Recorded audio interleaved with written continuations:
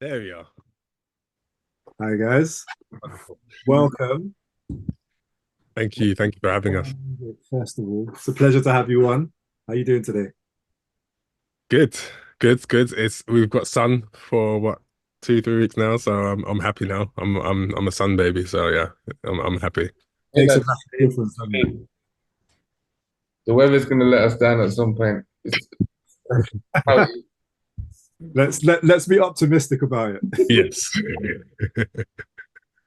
So the reason why I wanted to bring you on today was to talk about, producing obviously as a duo, but also, just your progression into how you got here in the first place. But before we do that, actually, I want to share a clip that you posted recently because I think for a lot of people, yeah, they hear producer, but it's like, actually, what does that mean, right? What does it mean to be a producer? So, what I want to do is quickly share this very short clip of something that you did recently, and then just ask you to just like talk about that really quick.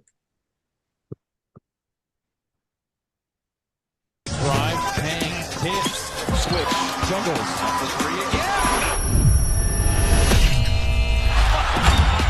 Another glossy finish.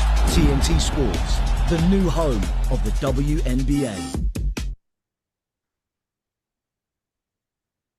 So, as a very short clip, but could you just tell us like what happened there?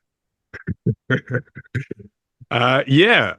So that was or is part of what we call the sync industry. So the sync industry, the music industry is kind of split into two sides. So you have the commercial music, which is of course artists and music and the music that we tend to listen to on Spotify and so on.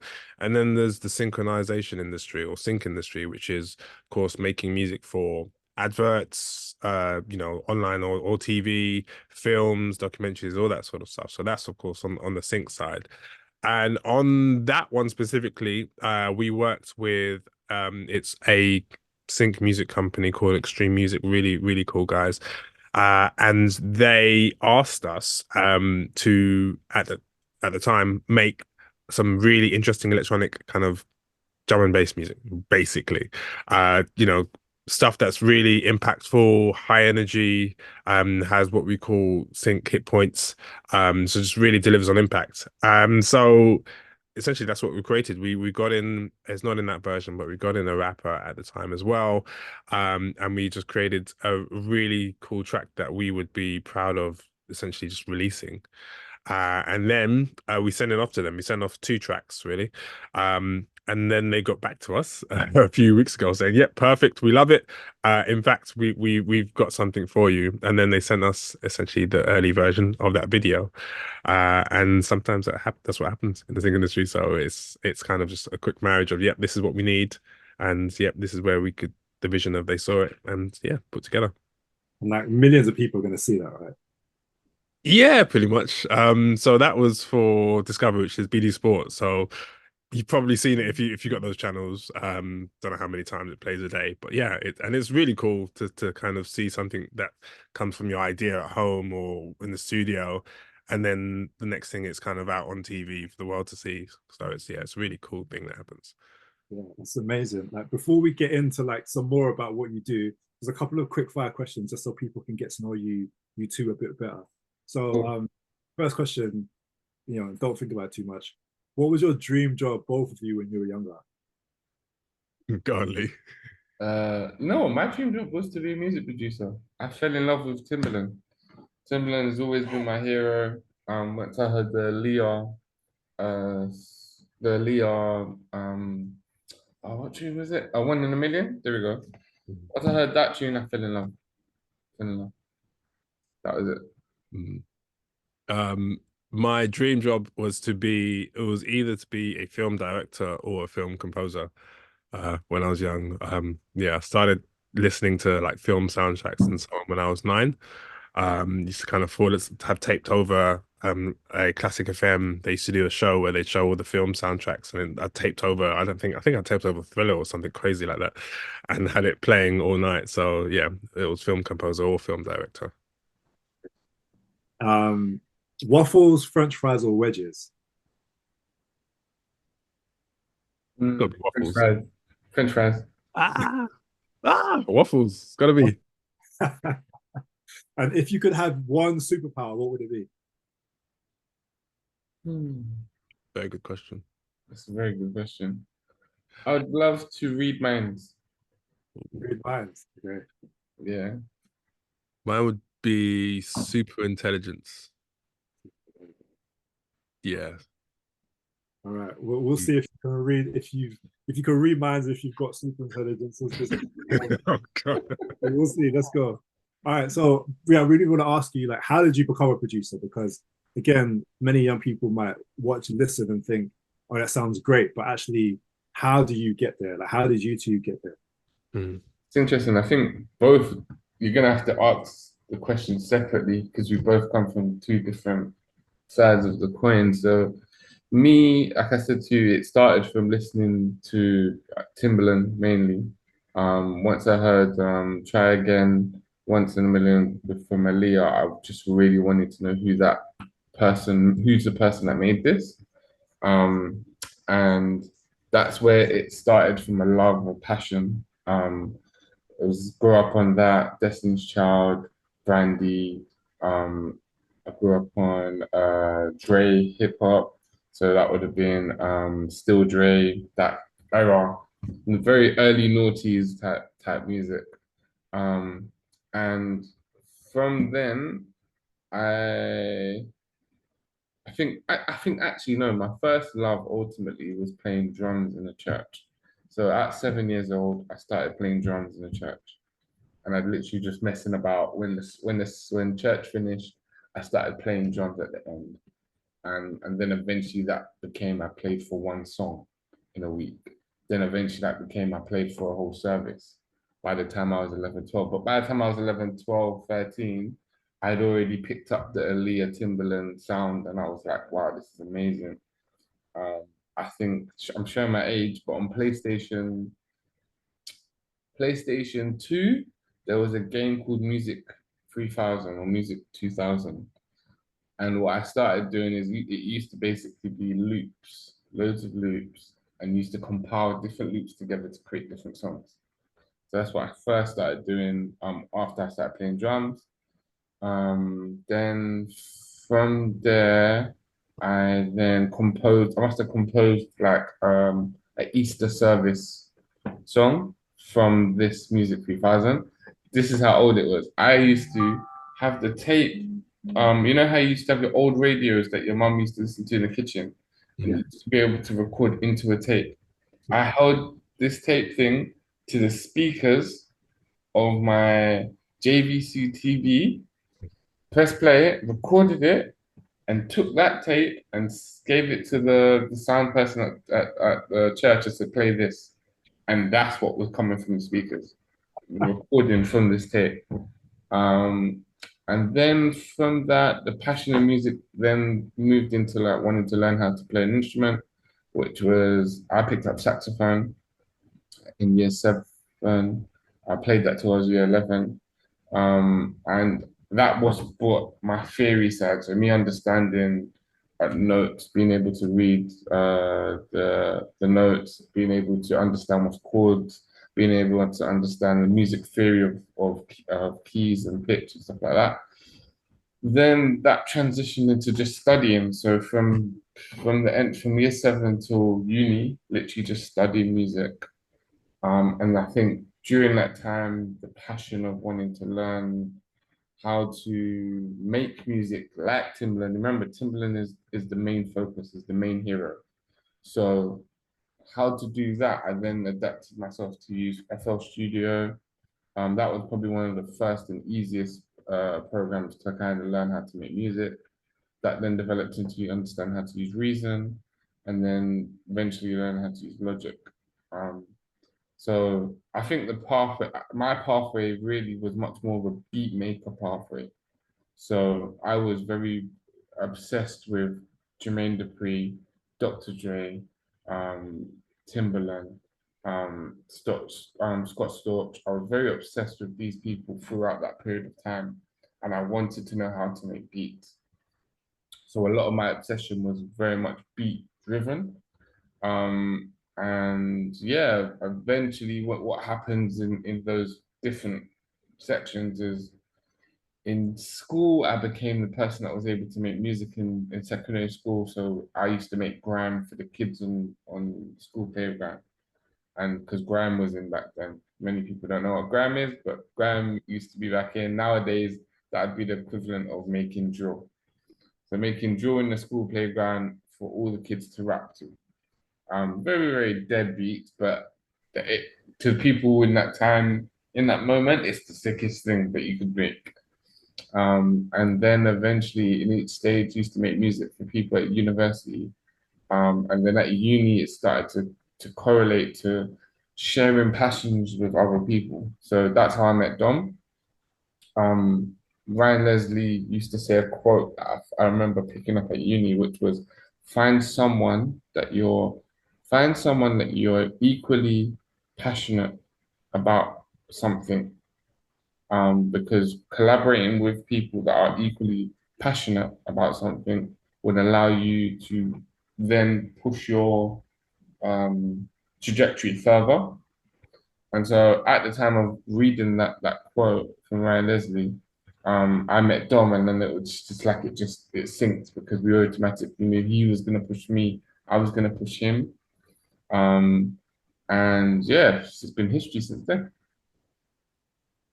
Yes, thanks. What about you, Don? So like Lee, I started in church actually. When I was really young, I was part of a gospel quartet, which was really great. Good times, gospel voices. And we used to sing around essentially different churches around the country. To be honest, I don't know if you want to mention, but Nate was part of that as well, which was great. And when we were younger, and then it transitioned into doing just singing in gospel choirs. And then also a group after that called Dedicated as well. And throughout that time, I was mainly songwriting. So I played piano. I learned piano going through the grades and whatnot, and jumping to jazz piano as well through grading system. But didn't really start producing or composing music till just before I went to uni. So in sixth form, we had the school I went to was quite traditional. So there was only three of us in our music class, in that was A level, that sixth form. And there was one computer which had a music program on called a Logic. So you kind of have to book time and try and see if there's anyone on the computer and try and learn Logic at the time. So I didn't really get to grips with it. And then I asked my dad to buy me a laptop with Reason.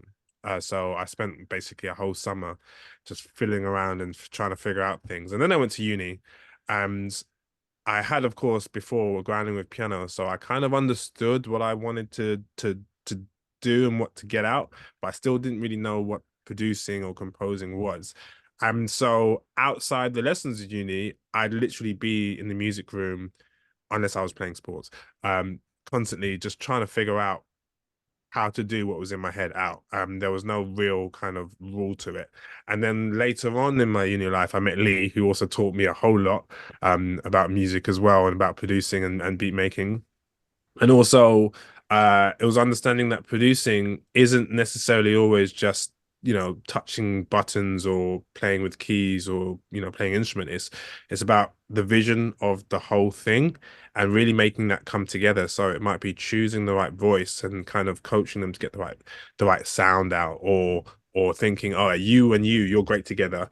How about you come up with the lyrics to something, and then I'll get this person to create the sound, and that sort of thing as well. So there's a whole kind of journey, and we're still learning as well as it comes. You never really stop learning, but that was the start of my journey really in producing, composing. Thank you. I think a lot of the things that you said there is going to resonate with some people who were either early in their journey, or wanting to start realizing that there's not like one path that you have to go down to become a producer. But obviously now you've been doing this for a long time. Could you tell us a couple of examples of like proud moments, or like cool people you've worked with, or anything that we might have heard of that you've done? Yeah, I think that one of the proud ones was when we won album of the year for Mobos last year, was it, or the year before? Year Was it before, yeah. before? That was with Knucks, where we worked on Alpha Place, and it was a really proud moment because we basically produced the whole EP before that, which was London Class.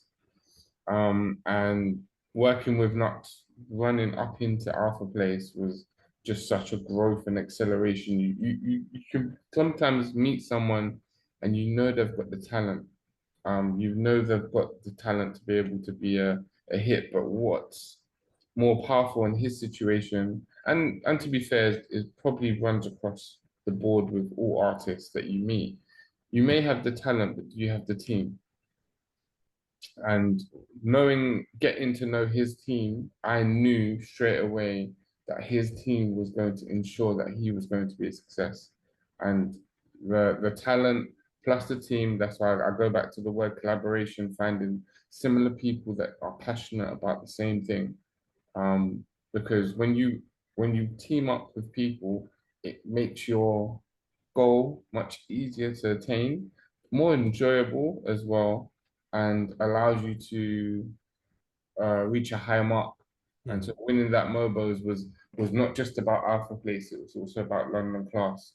It wasn't just about London Class, it was also about Home and the singles that we worked on before that.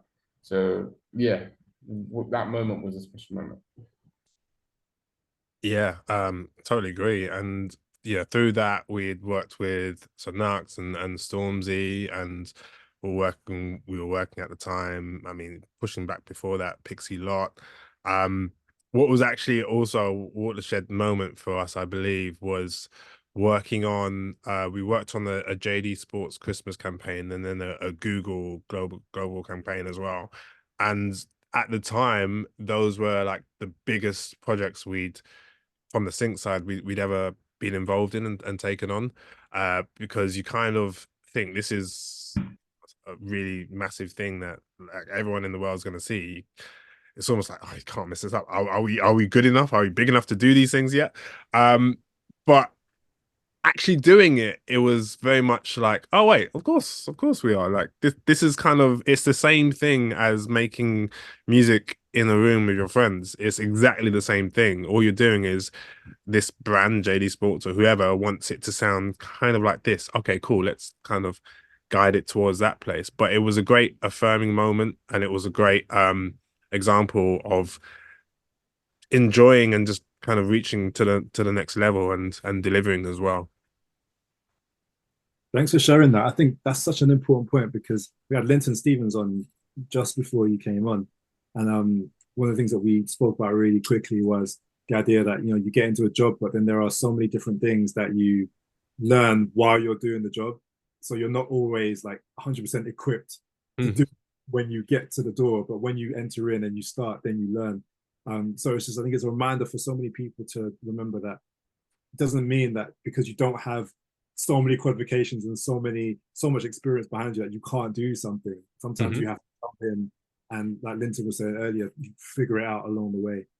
And then with the collaboration, I'm sure it just makes it so much easier to be able to do someone else, not just by yourself, right? 100%. Like Lee saying, that collaboration is so key, and yeah, I can lean on Lee, he can lean on me to say, all right, is this guy are they good enough? And of course, we trust each other's musical sense and taste to be like, yeah, that's dope. So yeah, and it's a good partnership there. All right, I'm aware that we could sit here and just talk for hours, like literally we could do it for hours.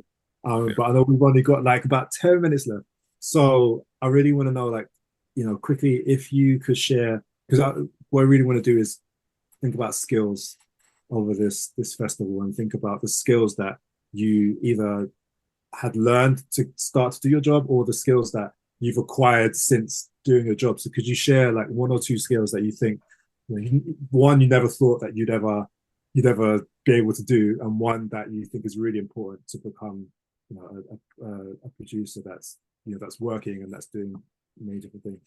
I think, like John said earlier, you never stop learning.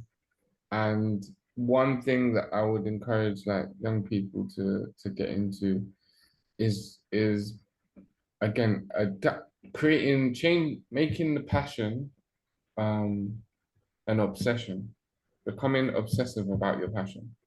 That's a very weird skill. It's not maybe the skill you expect me to say, but becoming obsessive. And when what I mean by becoming obsessive is listening to so much music, constantly listening to music, listening to YouTube. There's so much content out there that can teach you many different things. Constantly feeding yourself what you want to do, your passion. Being interested, be it finding out. I mean, there was a period of my time where, and it's weird now because now we've got engineers and producers that work under us. And when I listen to their work, I'm like, oh, I know where you've gone wrong there. You've gone wrong because you haven't done this or you haven't done that. Or you could do this better, you could do that better. And I'm at a stage where, oh, our ears are so trained that they've become more masters of the process, but we haven't even accepted that, oh, we're at a certain stage of where we know music that well. But through the obsession and through the passion, you get to this stage. And there was a period of my time where I was when I was really studying the engineering side, I would log into Pensado's place on YouTube. And there's like maybe 1,000 episodes of that. I used to watch every single one. And every single time something called hip fire questions where they would throw out like names of reverb, EQ, and the engineer that's there would have to say what their best EQ was, what their best reverb was. And I literally, someone would say a reverb, and I'd be like, oh, I haven't heard that reverb, write that down. Oh, I haven't heard this EQ, write that down. And I would literally go off and research, buy, download the EQ just because Beyonce's engineer said that this is the reverb he used on this song. And I'd be like, cool, that means I need to go and find out about this reverb.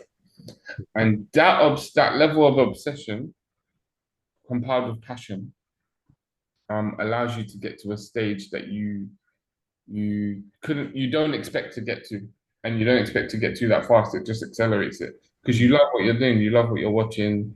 There's so much podcasts out there for people to kind of get hold of, but be obsessive. That's the key for me.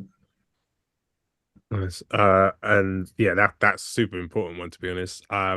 The other one I'd probably is not necessarily a music skill. It's actually more of a life and business skill. And it's being fearless when meeting people. I think a lot of the time you do have the idea of, actually I might not be at that level, or inadequacy, or whatever it is. A lot of the opportunities we've got have just been us being, you know what, I'm just going to go talk to that person. I don't necessarily know what's going to come from that conversation yet, but I'm just going to take the leap and talk to that person. I'm walking around in a music facility. I don't know what that person does, but I'm just going to talk to them, because you just never know what that person will have as an opportunity for you. I think it's so important to break out of a closed mindset in regards to just yourself, and think, you know what, everyone out there could have an opportunity for me.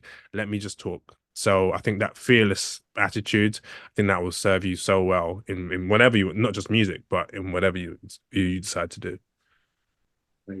I was gonna ask for any bits of advice, but I think you've given it right there. It's being fearless, being obsessive with what you do. Like I see, so many young people like coming up and thinking that sometimes you put one video out there, and that's the environment we live in sometimes, right? We see one video and that goes viral, and we think, oh, they've done one video and that's gone viral.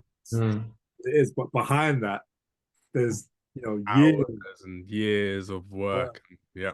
Listening, trying things out, getting things wrong, having lessons with people, all the different things, right? Yep. It's not just that one video just because that goes viral. There's so much that goes on behind the scenes that we don't know. Exactly. Yeah, I mean, the other thing is hard work. What kind of puts those two things together is hard work beats talent all the time. Hard work beats talent all the time. And I think that, especially from my background, I'm not the most skilled musically, but because of the obsession, because of the passion, because of the hard work, I'm able to reach a level that's that's unique to my skill set. Everyone has their own skill set, everyone has their own niche. And like I said, hard work beats talent all the time. I 100% agree. Thank you so much for sharing. We'll keep the time. I know your time is precious and Appreciate it. A lot of things to do today. Thank you guys so much. Yeah, and I hope one day we can do something like this in front of young people, like live. So if we can, it'd be amazing to have you on. But if not, it's all good. We're going to hear amazing things from you in the future, I'm sure. So everyone, if you're watching, listening, give a big thank you to Dot Inc, to Lee and to Dom. And yeah, be inspired by everything they said. It's amazing things that they Thank you, Nate, man. Thank you. I appreciate you, Nate. Thanks, Nate. Yeah, and yeah, always open to talk and help and whatever. So yeah, reach out. We're good. Thank you. Amazing. Thank you, guys.